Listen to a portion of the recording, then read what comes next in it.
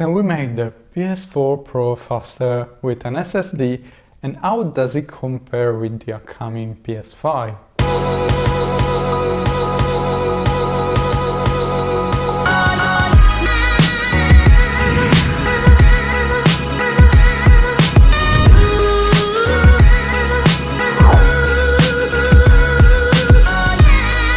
So what's up guys, Fabria, and welcome to Shades of Tech.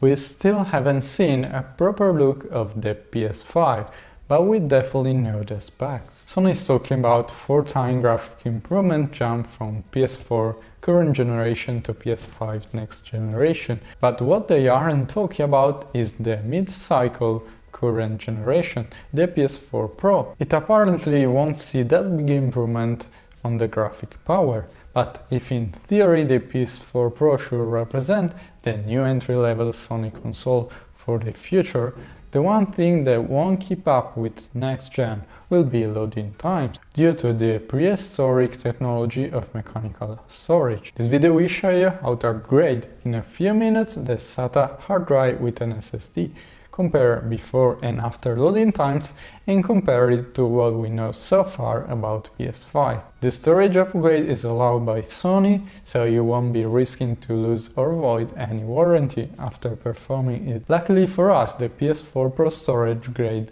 is super simple. We'll be using a 2.5 SATA SSD, the crucial MX 500GB, but you can choose whichever brand or size you want according to your budget. I suggest you don't go below 500GB, that you will finish with 3 to 4 games. 1TB for me is the sweet spot.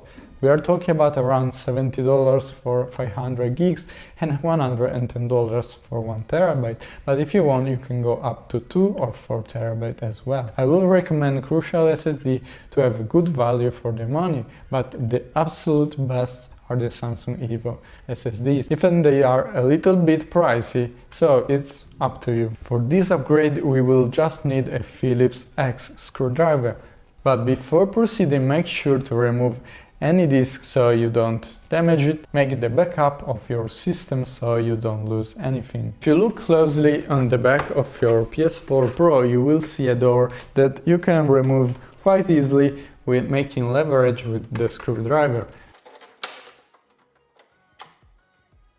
The upgrade is as simple as removing a single screw. Once you're done, you will be able to slide out the hard drive itself.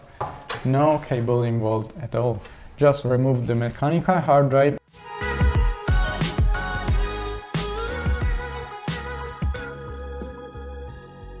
and insert the SSD with the same orientation to match the hot plug inside the PS4 Pro. Screw back in place and cover the door.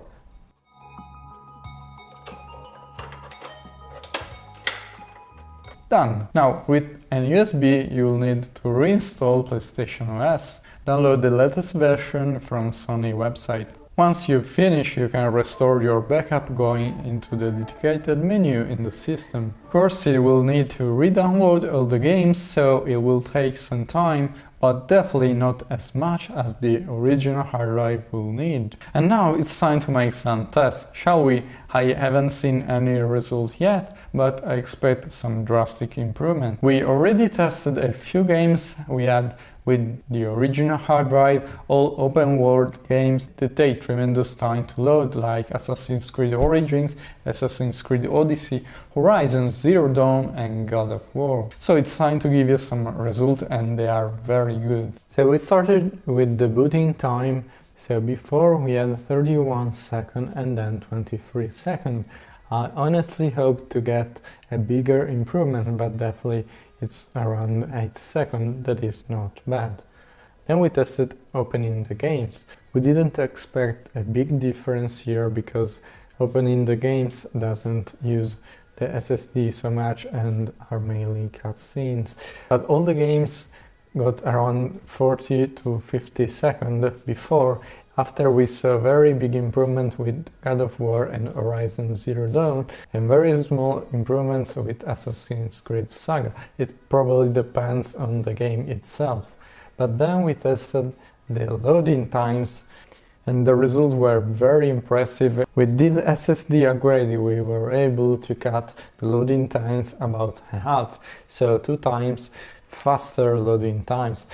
For God of War Horizon and Origins we were around 40 to 50 seconds and we cut to 25 seconds for all of the games. But the one that saw the bigger improvement was Assassin's Creed Odyssey, that took more than 2 minutes before, and after it took less than 1 minute. This game pushes the hardware really to the limit, so it's really there that an SSD makes the difference. So I didn't expect as much as 50% cut on the most loading times. For me it's totally worth considering the time I spent watching the loading bar, and I was quite surprised and happy with this result. But you are probably thinking, how does this stack up with the PS5? Should I upgrade my PS4 Pro now or save the money and wait for PS5?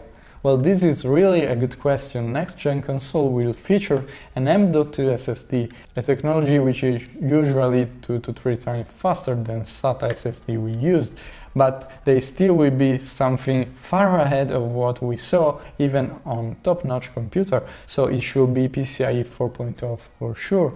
Mechanical hard drive like the one we just upgraded are around 50 to 100 MB per second.